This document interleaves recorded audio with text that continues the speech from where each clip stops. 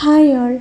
ഇപ്പോൾ നിങ്ങൾ കണ്ടുകൊണ്ടിരിക്കുന്ന ഈ ഒരു ഫുഡ് ഒരു നോൺ വെജ് ഫുഡല്ല എന്ന് പറഞ്ഞാൽ നിങ്ങൾ വിശ്വസിക്കുമോ? ഇതൊരു പക്ക വെജിറ്റേറിയൻ ഭക്ഷണമാണ്. സൈഡ് ഡിഷായിട്ടും സ്റ്റാർട്ടറായിട്ടും ഒക്കെ യൂസ് ചെയ്യാം. സോയ ചങ്ക്സ് ആണ് ഇതിലെ മെയിനായിട്ടുള്ള ഇൻഗ്രീഡിയൻറ്റ്. നന്നായി കഴുകിയെടുത്ത് സോയ ചങ്ക്സ് കുറച്ച് വെള്ളം തിളപ്പിച്ച് അതിലേക്കിട്ട് നല്ലപോലെ തിളപ്പിച്ചെടുത്ത് സോഫ്റ്റാക്കി ഊറ്റിയെടുത്ത് കുറച്ച് തണുത്ത വെള്ളത്തിലേക്കിട്ട് മാറ്റി വയ്ക്കാം. നന്നായി തണുത്ത ശേഷം ആവശ്യമുള്ള വലുപ്പത്തിൽ കട്ട് ചെയ്തെടുക്കാം.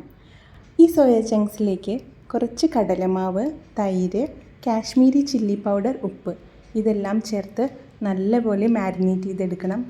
സോയ ചങ്ക്സ് അത്യാവശ്യം പ്രോട്ടീൻ റിച്ചായ ഒരു ഭക്ഷണമാണ്. മാക്സിമം ഇത് നമ്മൾ നമ്മുടെ ഡയറ്റിൽ ഇൻക്ലൂഡ് ചെയ്യണേ.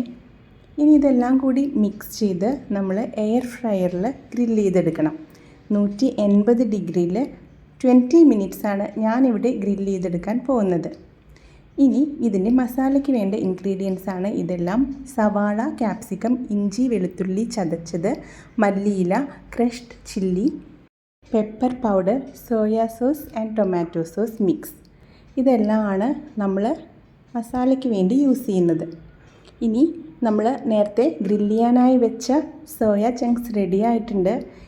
ഇത് ഈ സ്റ്റേജിൽ തന്നെ കഴിക്കാൻ നല്ല ടേസ്റ്റാണ്. ശരിക്കും ഒരു നോൺ വെജ് ഫീലാണ്. കുട്ടികൾക്കൊക്കെ ഈ സ്റ്റേജിൽ തന്നെ ഉണ്ടാക്കിയിട്ട് നിങ്ങൾ സെർവ് ചെയ്ത് നോക്കൂ. ഇനി നമുക്കിത് പ്രിപ്പയർ ചെയ്യാൻ തുടങ്ങാം. ആദ്യം ഒരു പാനിലേക്ക് കുറച്ച് സൺഫ്ലവർ ഓയിൽ ഒഴിക്കുക.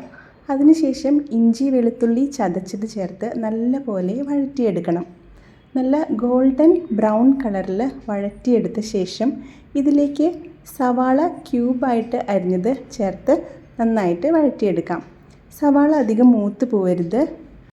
ഇനി ഇതിലേക്ക് ക്യാപ്സിക്കം ചേർക്കാം. ക്യാപ്സിക്കവും അധികം മൂത്ത് പോകരുത്.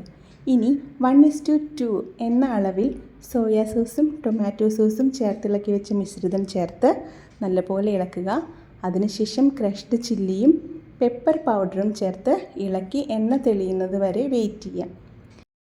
ഈ ഒരു സ്റ്റേജിൽ ഉപ്പ് നോക്കി ആവശ്യത്തിന് ഉപ്പ് കൂടി ചേർക്കണം. സോസിൽ അല്പം ഉപ്പുണ്ടല്ലോ, അപ്പോൾ നമ്മളത് നോക്കിയിട്ട് ചേർത്താൽ മതി. ഇനി സോയ ചങ്ക്സ് ഗ്രില്ല് ചെയ്തത് കൂടി ചേർത്ത് നന്നായിട്ട് ഇളക്കി കൊടുക്കുക. ഇനി ഇതിലേക്ക് ചേർക്കാനുള്ളത് മല്ലിയിലയാണ്.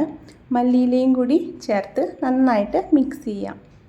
ഈ ഒരു ഡിഷ് കഴിക്കുമ്പോൾ ശരിക്കും ഒരു നോൺ വെജ് ഫീലാണ്. ഞാനിതിന്ന് 1-2 പീസ് മാറ്റി വെച്ചിട്ടുണ്ട്, തണുക്കാൻ വെച്ചിട്ടുണ്ട്. അതൊന്ന് ക്രഷ് ചെയ്ത് നിങ്ങൾക്ക് കാണിച്ചു തരാം. കയ്യിലെടുക്കുമ്പോൾ തന്നെ ഭയങ്കര നോൺ വെജ് ഫീലാണ്. മാത്രമല്ല കഴിക്കുമ്പോൾ ഇത് നോൺ വെജ് അല്ല എന്ന് പറയേയില്ല. കുട്ടികൾക്കൊക്കെ ലഞ്ച് ബോക്സിലൊക്കെ ഇൻക്ലൂഡ് ചെയ്യാം. അതുപോലെ തന്നെ നമുക്കും ഗസ്റ്റൊക്കെ വരുമ്പോൾ യൂസ് ചെയ്യാം. അതുപോലെ നമുക്ക് ഈ നോൻപിൻ്റെ സമയത്തൊക്കെ ഇത് ഉണ്ടാക്കി കഴിക്കാം. എന്തായാലും എല്ലാവരും ട്രൈ ചെയ്യൂ. Thank you for watching.